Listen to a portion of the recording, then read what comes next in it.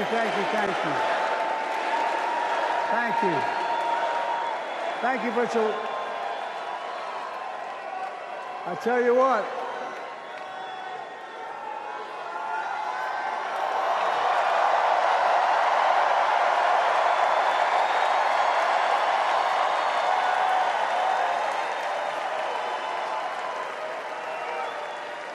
To my dearest daughter, Ashley, God love you, you're incredible.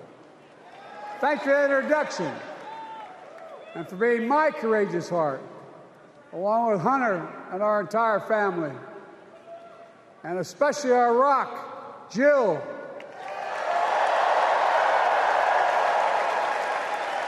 Who, as those of you who know us, she still leaves me both breathless and speechless. Everybody knows her. I love her more than she loves me. She walks down the stairs and I still get that going boom, boom, boom. You all will know me. No, not kidding. Let's give a special round of applause to our First Lady, Jill Biden.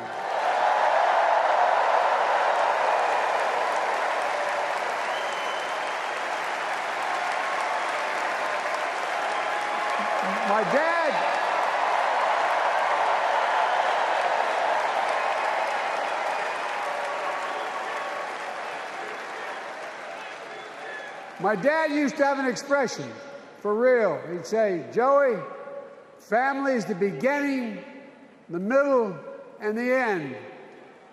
And I love you all. Folks.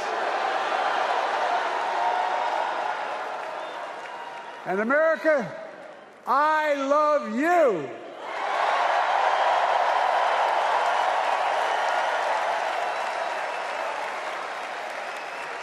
Folks, let me ask you.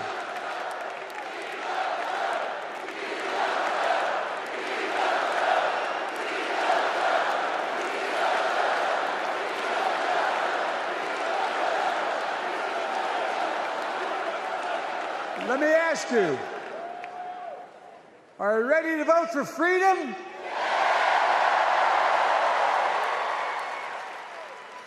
Are you ready to vote for democracy and for America? Let me ask you, are you ready to elect Kamala Harris and Tim Walz, President and Vice President of the United States?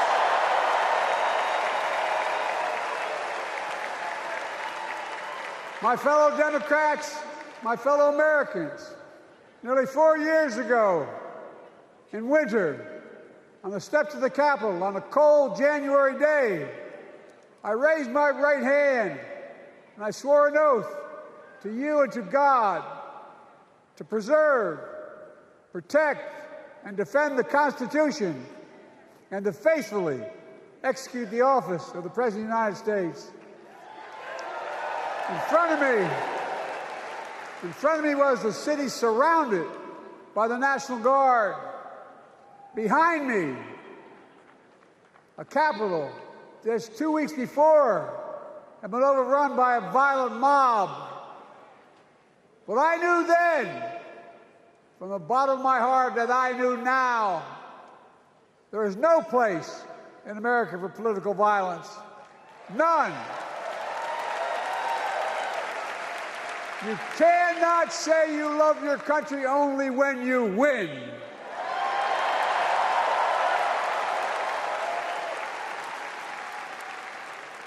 In that moment, I wasn't looking to the past. I was looking to the future. I spoke of the work at hand, the moment we had to meet. It was, as I told you then, a winter of peril and possibility. Of peril and possibility. We're in the grip of a once-in-a-century pandemic, historic joblessness, a call for racial justice long overdue, clear and present threats to our very democracy. Thank you.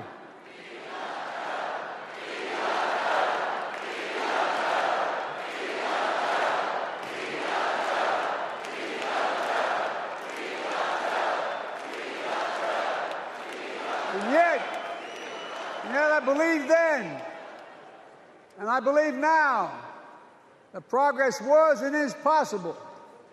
Justice is achievable, and our best days are not behind us, they're before us.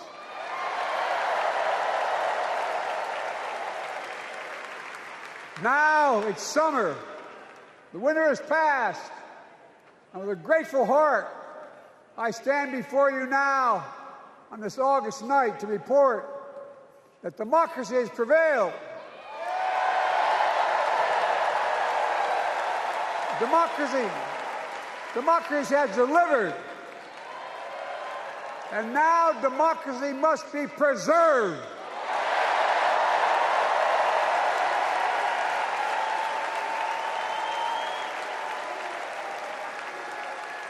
You've heard me say it before. We're facing an inflection point.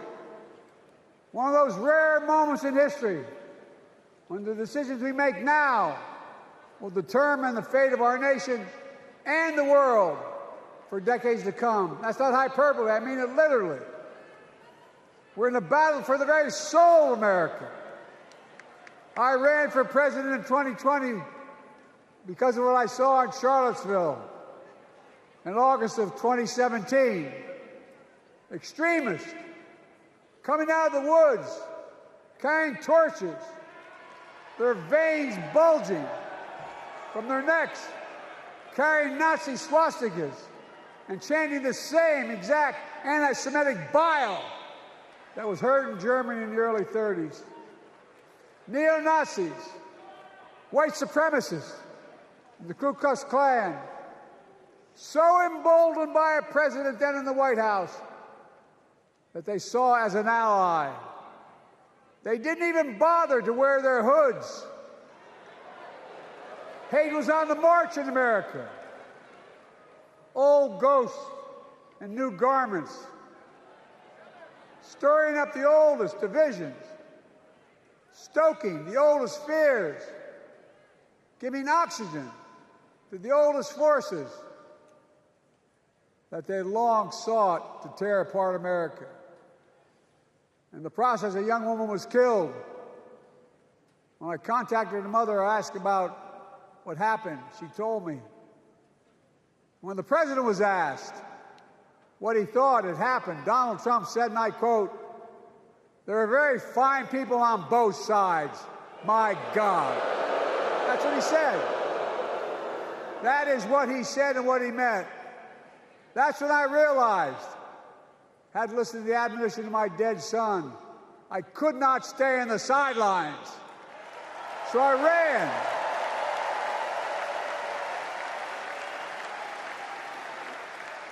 Because I had no intention of running again. I just lost part of my soul. But I ran with a deep conviction.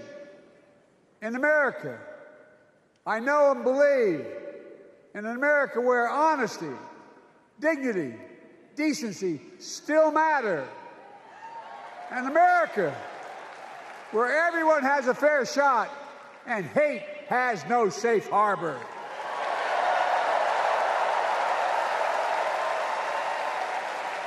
An America where the fundamental creed of this nation, that all of us are created equal, is still very much alive. And a broad coalition of Americans joined with me. 81 million voters voted for us, more than any time in all of history. Because of all of you in this room and others, we came together in 2020 to save democracy.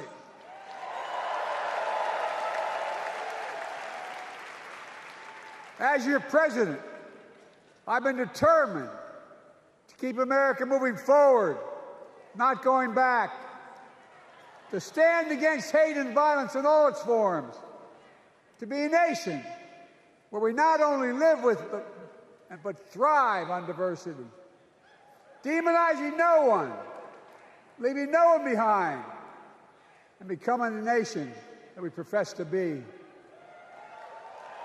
I also ran to rebuild the backbone of America, the middle class.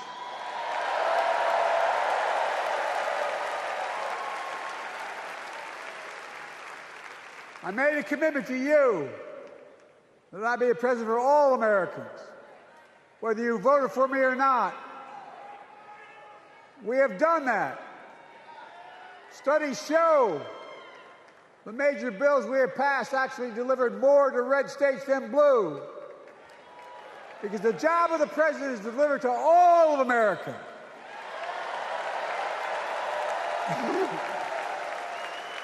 Because of you, and I'm not exaggerating, because of you, we've had one of the most extraordinary 4 years of progress ever, period. When I say we, I mean Kamala and me. Just think about it. COVID no longer controls our lives. We've gone from economic crisis to the strongest economy in the entire world. Record 16 million new jobs. Record small business growth. Record high stock market. Record high 401ks. Wages up and inflation down, way down, and continuing to go down.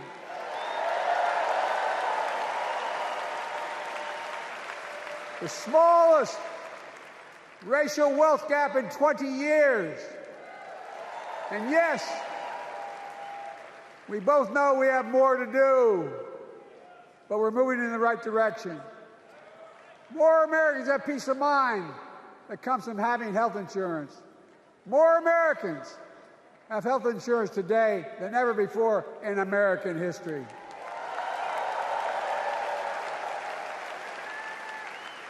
And after, as a young senator beginning to fight for 50 years to give Medicare the power to negotiate low prescription drug prices, we finally beat Big Pharma.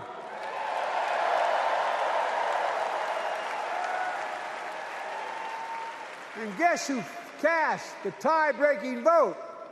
Vice President, soon-to-be President Kamala Harris.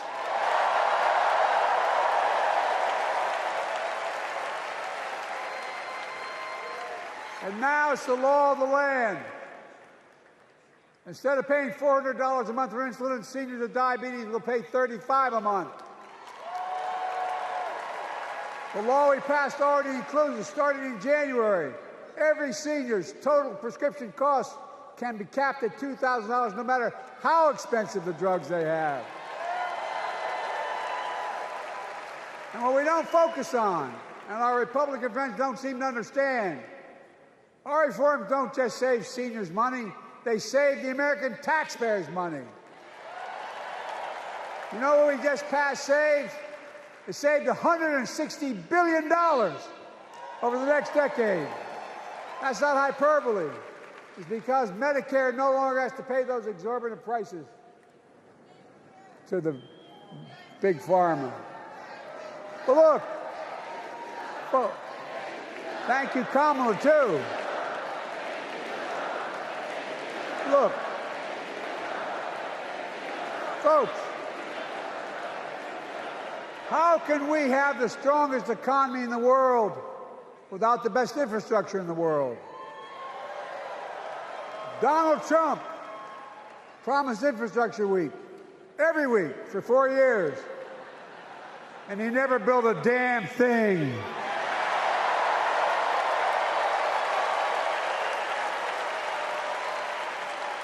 But now, because of what Kamala and I have done, remember we were told we couldn't get it done. Remember when we came into office, we couldn't get anything passed?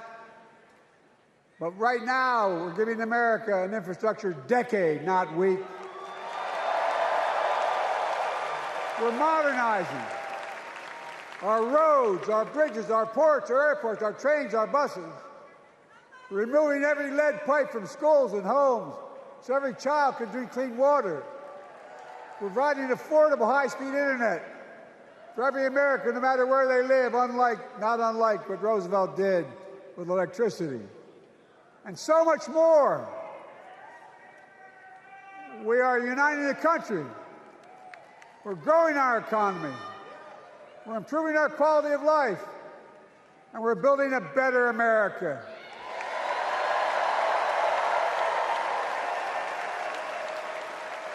Because that's who we are. How can we be the strongest nation in the world without leading the world in science and technology? After years of importing 90% of our semiconductor chips from abroad, which America invented those chips, our Chips and Science Act meant that private companies from around the world are now investing literally tens of billions of dollars to build new chip factories right here in America.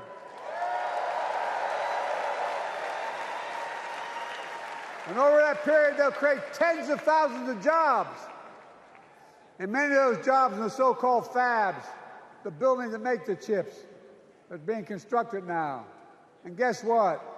The average salary in those fabs, size of a football field, will be over $100,000 a year, and you don't need a college degree.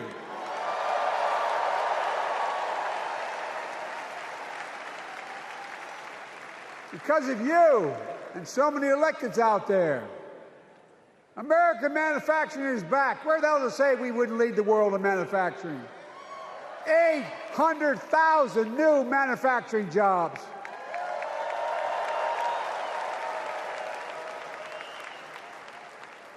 Our Republican friends and others made sure they'd go abroad to get the cheapest labor. We used to import products and export jobs. Now we export American products and create American jobs right here in America, where jobs belong. With every new job, with every new factory, pride and hope is being brought back to communities throughout the country that were left behind. You know you're from them, many of you. You know what it's like when that factory closed, where your mother, your father, your grandmother, grandfather worked. And now you're back, providing once again, proving that Wall Street didn't build America, the middle class built America, and unions built the middle class.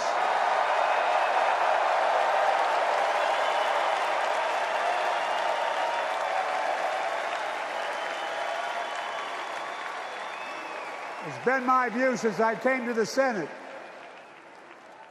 And that's why I'm proud to have been the first president to walk a picket line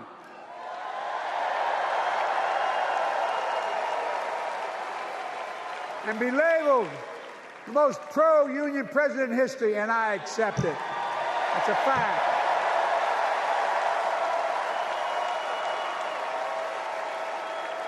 Because when unions do well, we all do well.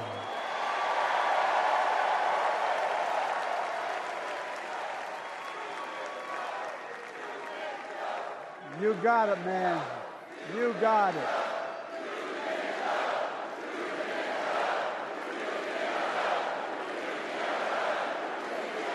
I agree. I'm proud. Look, remember we told we couldn't get anything done because we couldn't get anything done in the Congress? Well, with your support, we passed the most significant climate law in the history of mankind.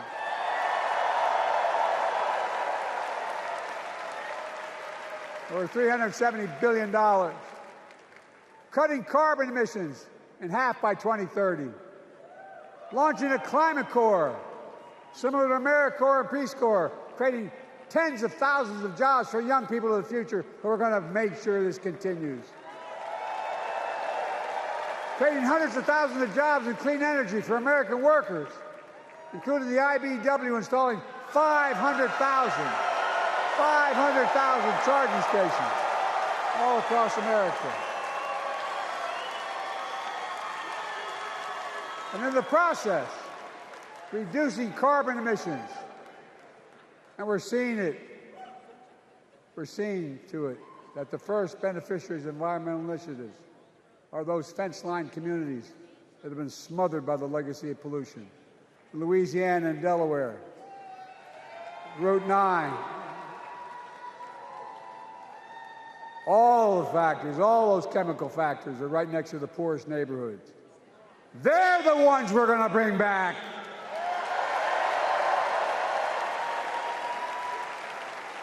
And how? How can we be the greatest nation in the world without the best education system in the world?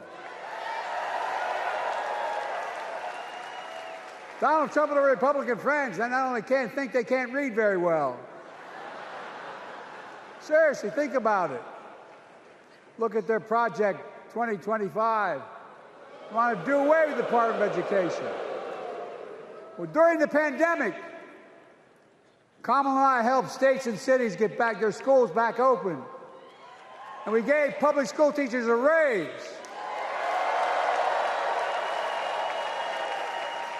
We created apprenticeships with businesses and communities, putting students on a path to a good paying job, whether or not they go to college. And by the way, we're making college a hell of a lot more affordable. Increasing Pell Grants by $900. Over $15 billion to HBCUs. Minority service education, including Hispanic institutions and tribal colleges. We kept our commitment to provide more student relief than ever by lifting the burden of helping millions of families so they could get married, start a family, buy a home, and begin to build family wealth and contribute to the community and grow our economy. It's not costing us, it's creating more wealth. We've fundamentally transformed how our economy grows, from the middle out and the bottom up instead of the top down. You know, my dad used to say there wasn't a whole hell of a lot to drop down on my kitchen table at the end of the month. I come from a basic middle-class family, 3-bedroom house, 4 kids, a grandpop living with us, decent neighborhood, but never a penny to spare. And look, that top-down notion never worked. A lot of Democrats didn't think it worked, thought it worked, but it doesn't. And when we did all that, what we've done, everybody can do well. Everybody.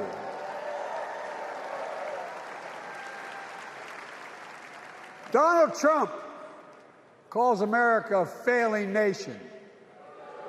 No, I'm serious. But think about this. Think about this. He publicly says to the whole world, I'm going to say something outrageous. I know more foreign leaders by their first names and know them well than anybody alive. Just because I'm so damn old. But I'm not joking. Think of the message he sends around the world when he talks about America being a failing nation. He says we're losing. He's the loser. He's dead wrong.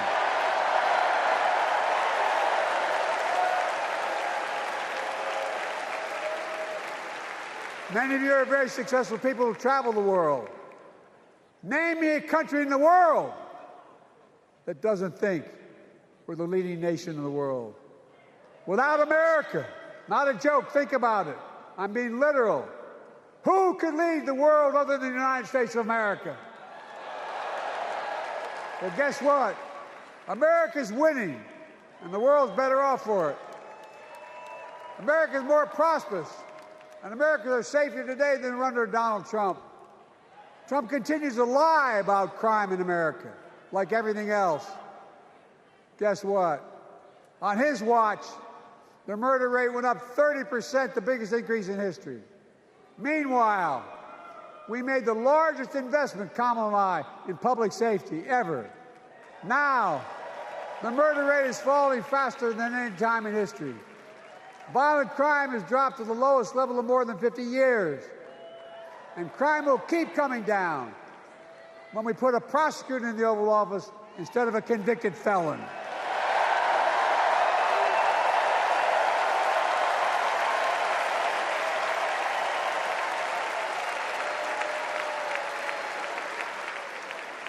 And folks, the distinguished senator from the Senator from California and I passed the first ban on assault weapons. And guess what? It worked. If we care about public safety, we need to prevent gun violence. and what makes me ashamed when I travel the world, which I do. More children in America are killed by a gunshot than any other cause in the United States. More die from a bullet than cancer, accidents, or anything else in the United States of America. My God. That's why Kamala and I are proud. We beat the NRA when we passed the first major bipartisan gun safety law in 30 years.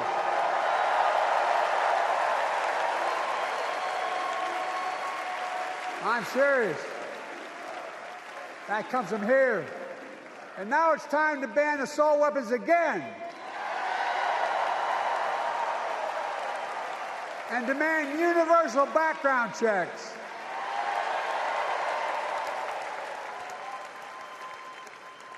It's hard. I never thought I'd stand before a crowd of Democrats and refer to a president as a liar so many times. No, I'm not trying to be funny. It's sad. Trump continues to lie about the border. Here's what he won't tell you. Trump killed the strongest bipartisan border deal in the history of the United States that we negotiated with the Senate Republicans. It took 4 weeks. Once it passed, and never acknowledged the most expansive border change in American history. He called senators to say, don't support the bipartisan bill, because he said it would help me politically and hurt him politically. My God. No, I'm serious. Think about it. Not a joke. Ask even the press who doesn't like me. They'll tell you that's true. Typically Trump, once again, putting himself first and America last. Then I had to take executive action. The result of the executive action I took, border encounters have dropped over 50%. In fact, there are fewer border crossings today than when Donald Trump left office. And unlike Trump, we will not demonize immigrants, saying they're the poison of blood of America. Poison the blood of our country. Kamala and I are committed to strengthening legal immigration, including protecting dreamers and more.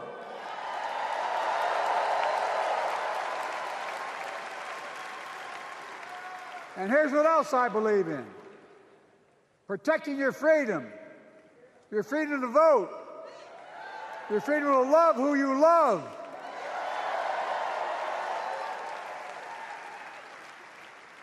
And your freedom to choose.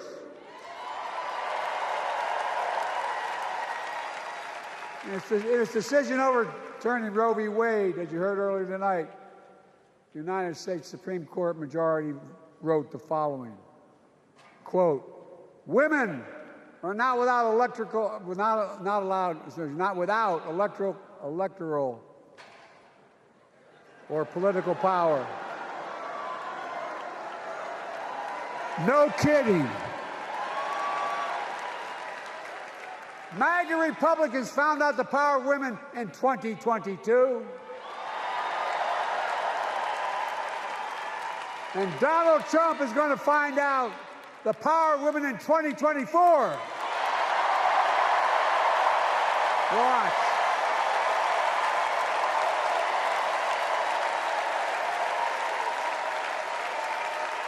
And where Trump and his mega Republican right-wingers seek to erase history, we Democrats continue to write history and make more history. I'm proud to have kept my commitment to appoint the first black woman in the United States Supreme Court.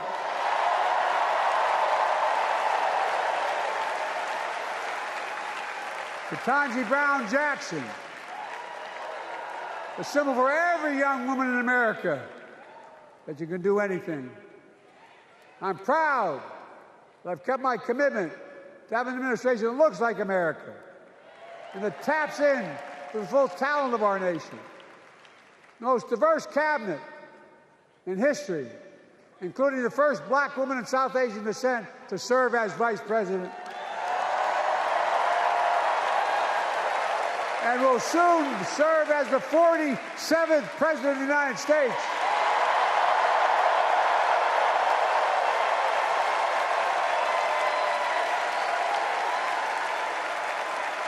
She is good. Look. Thank you, Kamala.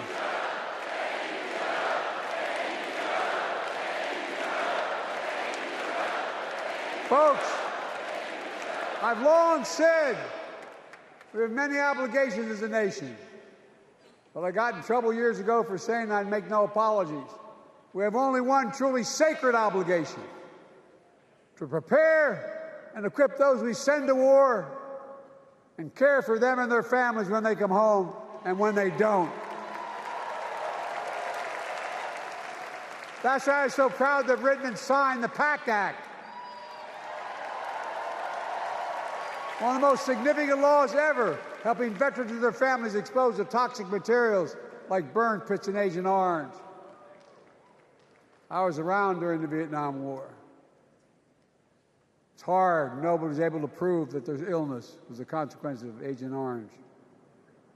And no one was able to prove initially that because they lived in burn pits like my son lived next to in Iraq for a year, that is the cause of their illness. But because of the PACT Act, a surviving spouse with 2 children is now eligible for a stipend of about $3,000 a month. And those children who lost a parent are eligible for tuition benefits to go to college and to get job training. It's already helping over 1 million veterans and their families just so far. Well, I love them, and I'm so proud of my son's service. We get it, but guess who doesn't get it and doesn't respect our veterans? We know from his own chief of staff, the 4-star General John Kelly, that Trump, when in Europe, would not go to the grave sites in France. The brave service members who gave their lives to this country. He called them suckers and losers. Who in the hell does he think he is? Who does he think he is? There's no words for a person. They are not the words of a person not worthy of being commander-in-chief. Period. Not then, not now, and not ever. I mean that. I mean that from the bottom of my heart.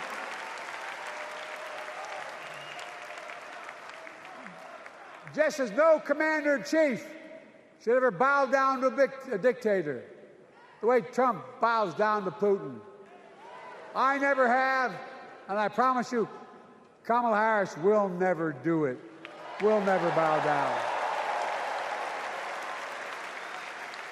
When Trump left office, Europe and NATO was in tatters.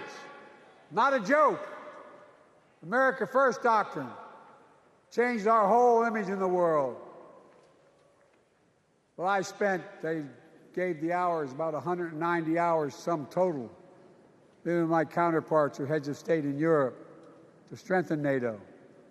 We did. We united Europe like it hadn't been united for years, adding Finland and Sweden to NATO. 10 days before he died, Henry Kissinger called and said, not since Napoleon has Europe not looked over their shoulder at Russia with dread until now. Until now. Well, guess what? Putin thought he'd take Kyiv in 3 days. 3 years later, Ukraine is still free.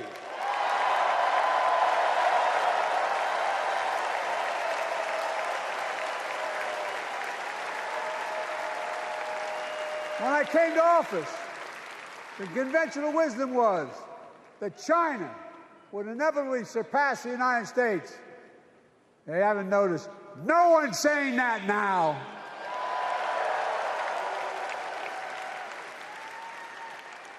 And we'll keep working to bring hostages home and end the war in Gaza and bring peace and security to the Middle East.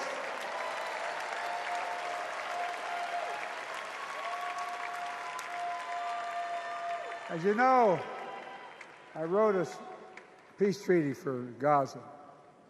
A few days ago, I put forward a proposal that brought us closer to doing that than we've done since October 7th.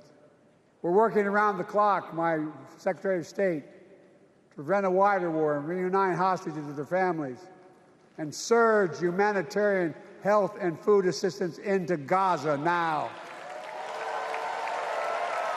To end the civilian suffering of the Palestinian people, and finally deliver a ceasefire and end this war.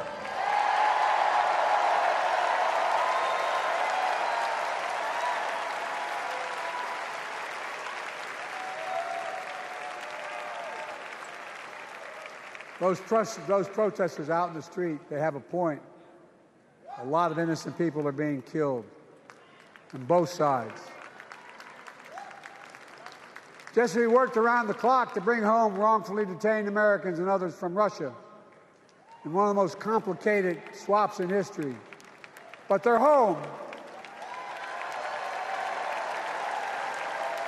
Kamala and I are going to keep working to bring all Americans wrongfully detained around the world home. I mean it.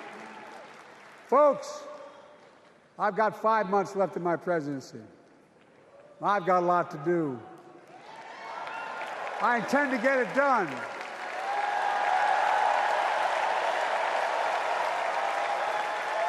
It's been the honor of my lifetime to serve as your president.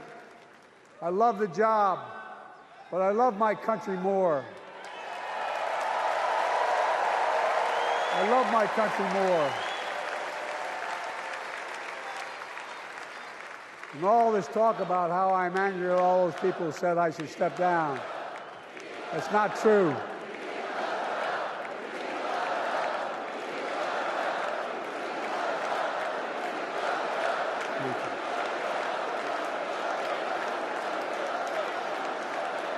I love my country more, and we need to preserve our democracy. In 2024, we need you to vote. We need you to keep the Senate. We need you to win back the House of Representatives. And above all, we need you to beat Donald Trump.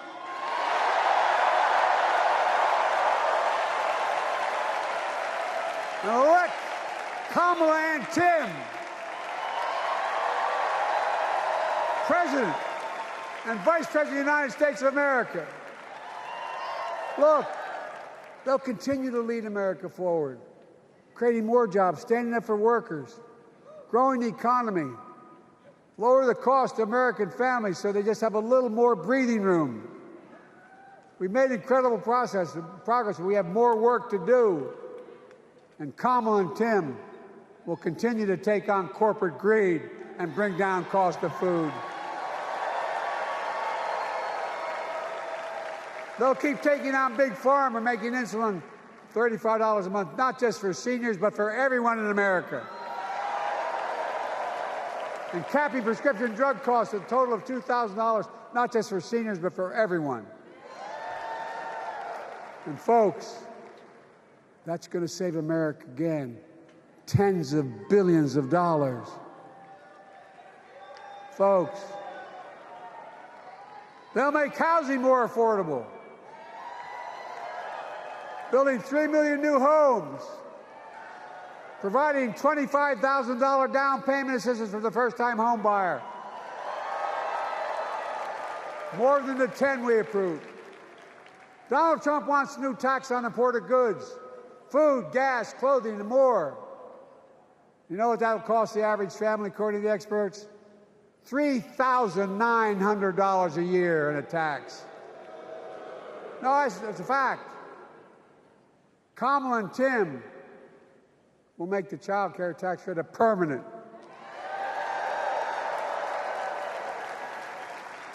Lifting millions of children out of poverty. and helping millions of families get ahead. But you know what Trump has?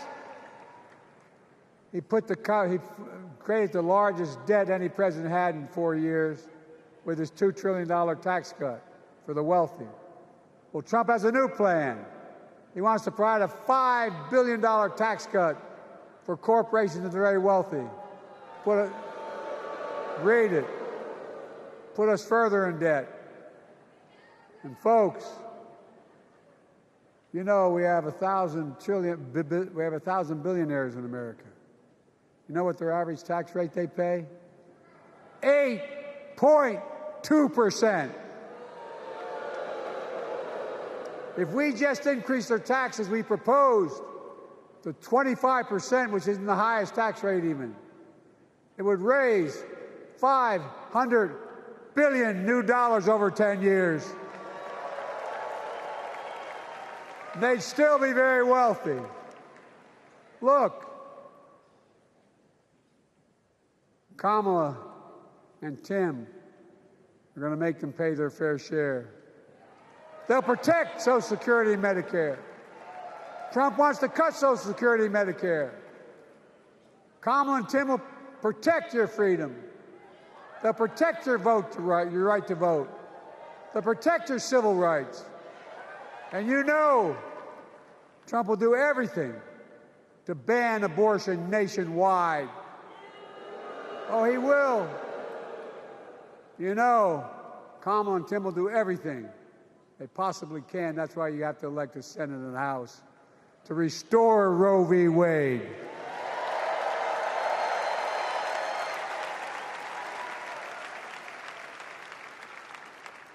The ancient Greeks taught us that character is destiny.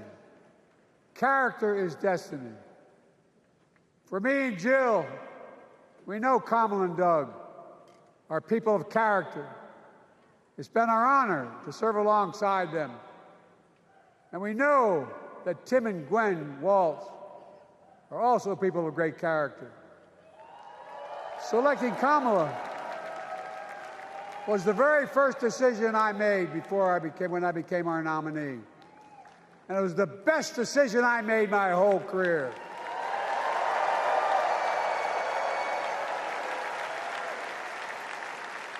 We've not only gotten to know each other, we've become close friends. She's tough, she's experienced, and she has enormous integrity, enormous integrity. Her story represents the best American story. And like many of our best presidents, she was also vice president. That's a joke.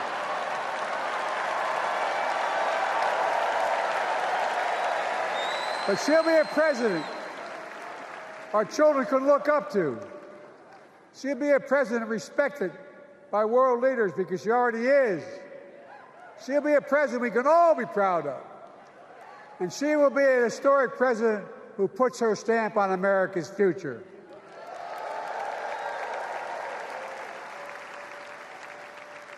This will be the first presidential election since January 6th. On that day, we almost lost everything about who we are as a country. And that threat, this is not hyperbole, that threat is still very much alive. Donald Trump says he will refuse to accept the election result if he loses again. Think about that. He means it. Think about that. He's promising a bloodbath if he loses, in his words. And that he'll be a dictator on day one, in his own words. By the way, this sucker means it. No, I'm not joking. Think about it. Anybody else said that in the past, you'd think he was crazy. He is crazy, but you'd think it was an exaggeration, but he means it. We can't let that happen. Folks, all of us carry a special obligation. Independents, Republicans, Democrats. We saved democracy in 2020, and now we must save it again in 2024.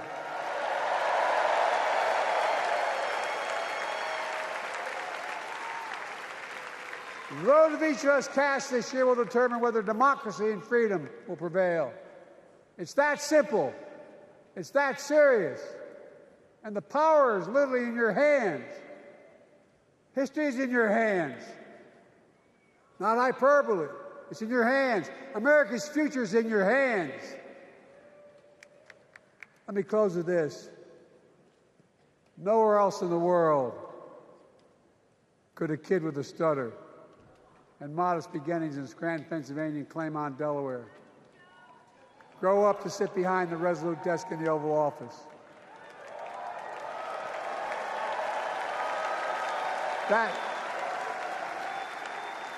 That's because America is and always has been a nation of possibilities.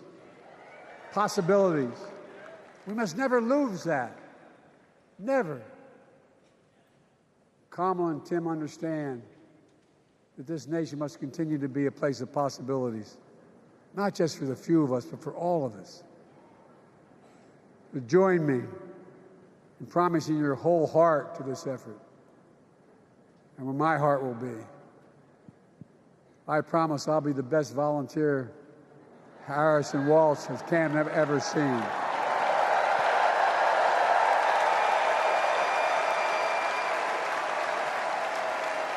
Each of us has a part in the American story.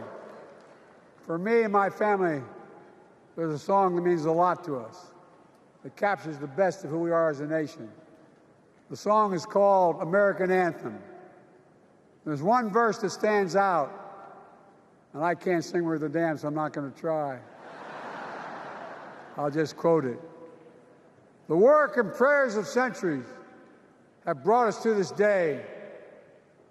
What shall our legacy be? What will our children say? Let me know in my heart, when my days are through, America, America, I gave my best to you.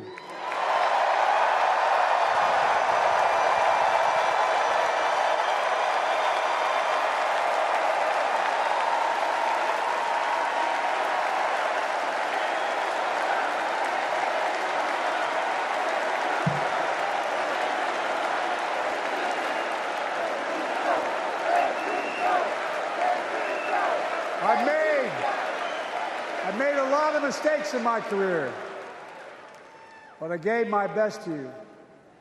For 50 years, like many of you, I've given my heart and soul to our nation. And I've been blessed a million times in return with the support of the American people. I've either been too young to be in the Senate because I wasn't 30 yet, and too old to stay as president. But I hope you know how grateful I am to all of you. I can honestly say, and I mean this in the bottom, give you my word as a Biden, I can honestly say I'm more optimistic about the future than I was when I was elected as a 29-year-old United States Senator. I mean it. Folks, we just have to remember who we are. We're the United States of America.